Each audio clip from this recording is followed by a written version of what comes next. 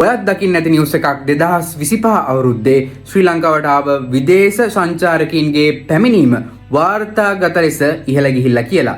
ඒ වගේමයි ඔයා දකින්න ඇති ඕබ පික්මි හයර දුවන අපේ අයියලා අතර සහ සාමාන්‍ය හයර දුවන අපේ අයියලා අතර සීතල යුද්ධයක් වගේ එකක්. පණ ගහගෙන එන අපේ රටේ මේ සංචාරක කර්මාන්තයයි ඕබ පික්මි ඒ වගේමයි සාමාන්‍ය හයර දුවන මේ අපේ අයියලා අතර තියෙන සීතල යුද්ධයයි කොයි වගේ සම්බන්ධතාවයක්ද තියෙන්නේ කියලා ඔයාලට පොඩි හරි අදහසක් තියෙනවද? ඉතින් විදේශ සංචාරකයෝ ලංකාවට ආවහම ලංකාවට ඇවිදින්න මේ කියන ක්‍රම දෙකම ගොඩක් පාවිච්චි කරනවා.